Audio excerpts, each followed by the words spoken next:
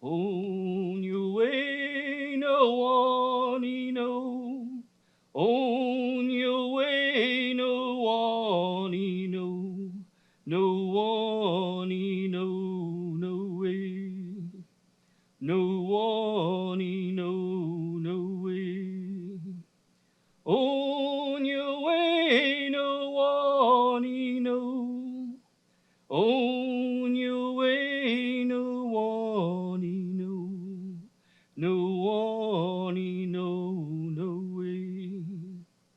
No one know, no way. Good afternoon. I'm Terry Lodge. I'm CELDF's attorney.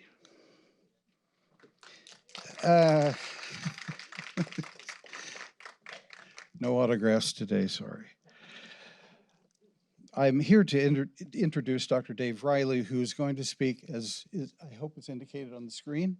Yes, that higher education in the United States suffers from colonial legacies and Western thought.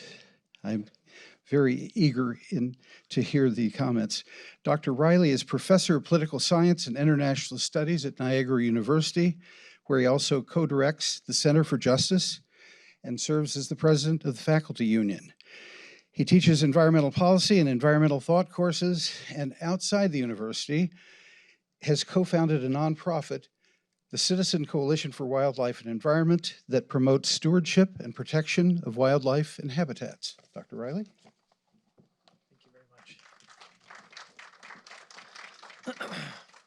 I wish you hadn't used that word, stewardship. I have been teaching for 25 years, and I aspire to be a radical professor. I've got a long way to go, but I'm working at it and trying hard. I grew up in New Hampshire and studied out west. So I only learned about the Great Lakes through books, and it wasn't until I moved to the Niagara region that I came to appreciate how vast and majestic and unique the ecosystem is and how critical the Great Lakes are to the survival of humans and so many other than human people. Over the weekend, I drove along Lake Erie and stopped to look out across the lake and was struck all over again by the connectedness of all of life, how we as humans depend upon the lakes for drinking water and for habitat that supports us through the web of life that exists in those waters. It is incredible to me that in recent decades, it was even possible to pollute such a large body of water to the point that we could not swim in it or drink it, and that the life within was threatened by our actions, and more importantly, by our inactions. And in the past, I would not have thought that advocacy for the Great Lakes was a necessary part of my teaching, of my responsibility as an educator. In my teaching, I started with a concentration in international relations and political sciences, as was said, and have moved over time towards social movements and peace and justice studies, with classes that include topics such as environmentalism and organizing and advocating for justice. For me, the common theme in my teaching is not the content or the subject matter, but rather the emphasis on developing critical thinking skills and encouraging students to become increasingly discerning in their consumption of information. I want and expect students to be disciplined in their thinking, to learn how to actively and skillfully conceptualize, analyze, synthesize, and evaluate information that is gathered through a number of processes: observation, experience, reflection, reasoning, and communication. And this in turn should serve as a guide to both belief and action, two distinct and important aspects of learning that we tend to treat very differently in higher education: belief and action. So my truth and reckoning statement today is based on the self-reflection that in my career, I have given primacy in my teaching to belief at the expense of action. I have encouraged students to learn to think but have only recently begun to encourage students to learn to act. I'm going to get up and move around because that's just the way I teach. And yet both acting and thinking, thank you, and I'm sorry to put you to work, are essential aspects of critical thinking. Critical thinking is based on universal intellectual values that transcend subject matter: clarity, accuracy, precision, consistency, relevance, sound evidence, good reasons, depth, breadth, and fairness. But to understand good reason, to understand fairness and how to draw sound conclusions, also presupposes a responsibility to act. If we understand that the development of the intellect is for the purpose of guiding behavior, let me say that again. If we understand that the purpose of developing intellect is to guide behavior, then teachers also have an obligation to cultivate that behavior in constructive and positive ways that reinforce our intellectual values and transform them into action for the public good, for the common good. To take and embrace our responsibility and our obligation, as Sundance explained earlier. However, as academics and scholars, we're trained to be impartial and objective, to subordinate our feelings, our emotions, in favor of statistics and data. And it's impressed upon us and reinforced that experience and living and sensing are to be repressed and replaced with a very Western-focused, disciplined, and unbiased, scientifically designed inquiry. To engage and to participate and to advocate is to introduce bias and to taint pure science, pure Western-focused science, with opinion. Within the world of pure scholarship, we're trained to observe from an ivory tower and to remove ourselves from the findings and their consequences. It doesn't matter what we know to be true. As scholars, we don't think that way. We must be able to prove and document and explain in order for knowledge to have value. And if we insert ourselves into that experience, we cannot be impartial and we cannot have confidence in our analyses. So we build a wall between our lives as academics and the real world. We convince ourselves that there is an importance to our work that exceeds our role as individuals, that is more important than our personal beliefs. We claim that it's not our job to advocate, but rather to provide good information and let others to decide how to act upon it. This is what we're trained to do and what is rewarded within the academy in the form of funding and grants, promotion and tenure, and the publication of our ideas. And we pass this impartiality down to our students through our teaching. We encourage them to look at the world through unbiased and non-judgmental eyes. We tell them that the university and the college are spaces where knowledge is shared and disseminated, but not necessarily where that knowledge is acted upon. Action, we tell them, is for the real world, and the university is altogether separate from that world. It's a respite, a place where we can refine our knowledge and skills without consequence. So if I have learned anything during my 25 years of teaching, I have learned that no teaching is ever or ever can be impartial. It must always be situated in a cultural context, in a historical flow, in an economic condition. Teaching must be toward something. It must take a stand. It is either for or it is against. When we choose a topic to discuss in class, when we agree to a curriculum, when we present theories and hypotheses, we are making choices of what we will share with the students. Their understanding of the world, their perspective on critical debates, their knowledge of the key facts will be determined in part by what we as teachers choose to put in front of them and the way we approach that information and the discussion.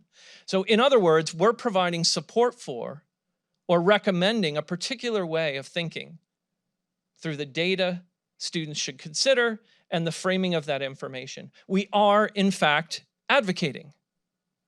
If we choose to include information on Columbus's discovery of America in our classes, we are advocating to students that this information is worthy of their consideration.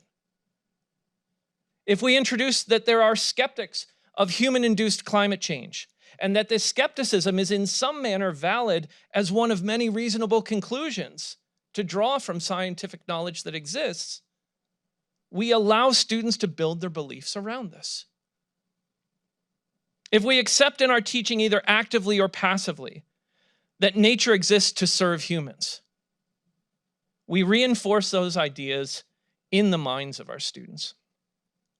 If our teaching includes the underlying assumption that rights are bestowed only upon humans and not upon those other than human modes of being, and I use the term being very intentionally there, right, as a Western concept, we miss the opportunity to think critically about how our beliefs guide our behavior.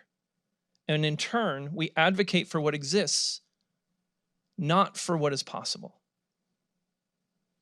I have more recently made a commitment in my teaching to embrace advocacy. My students might tell you a little bit about that later on, and to unabashedly and wholeheartedly attempt to teach for justice. What does this mean? It means engaging students in a quest to identify obstacles to their full humanity, obstacles to their freedom, obstacles to their responsibility and their obligations, to all beings, to all people, obstacles to their ability to advocate for others, and then to drive against those obstacles. The fundamental message of teaching for justice is and has to be, you can change the world. What I try to be for is awareness, a consciousness, an ability to critically analyze that makes injustice unendurable. What I am against is exploitation and domination in all forms. So embedded in teaching for justice is advocacy. It is the intersection of belief and action that comprises critical thinking. There's a paradox, though, to education because it is associated with and located in schools. Education is about opening doors, about minds and possibilities. School is too often about sorting and punishing, grading, ranking, certifying. Education is unconditional. It asks nothing in return. School routinely demands obedience, conformity as a precondition for attendance.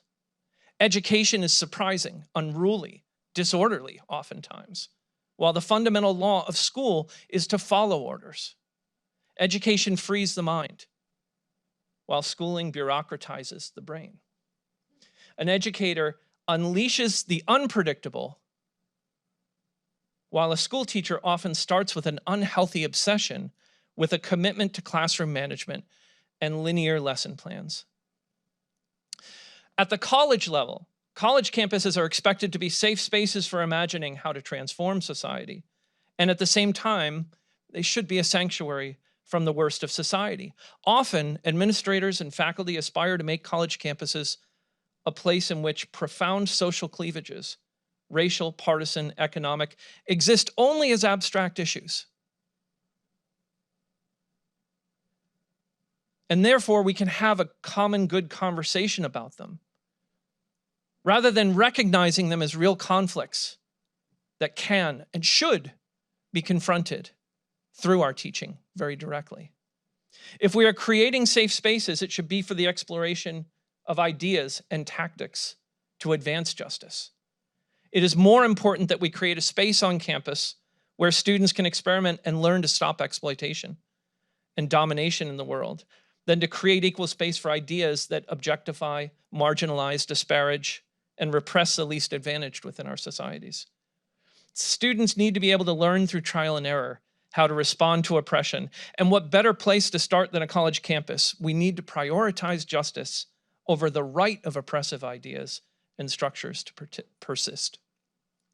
As Thomas Berry observes, and I quote, "Of the institutions that should be guiding us into a viable future, the university has a special place because it teaches all those professions that control the human endeavor. In recent centuries, the universities have supported an exploitation of the earth by their teaching. Our educational institutions need to see the purpose, not as training personnel for exploiting the earth, but as guiding students toward an intimate relationship with the earth. For it is the planet itself that brings us into being, sustains us in life, and delights us with its wonders.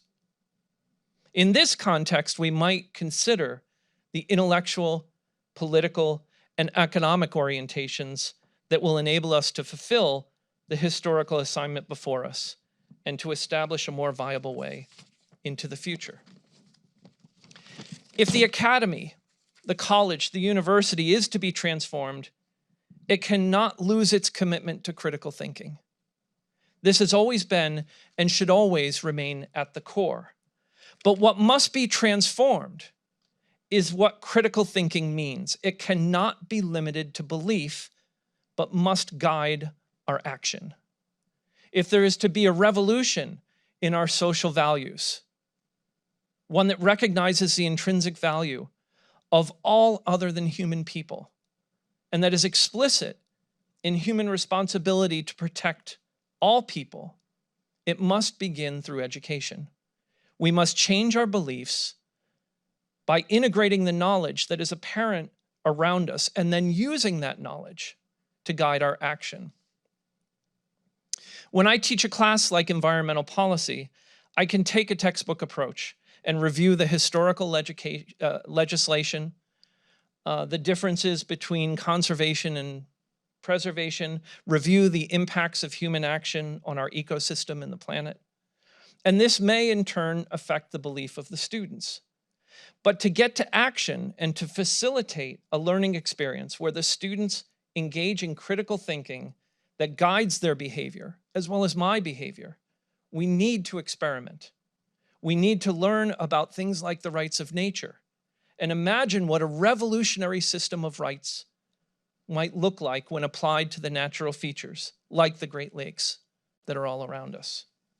The students must recognize that advocacy itself is a necessary consequence of understanding, but they must also be supported and encouraged to practice that advocacy.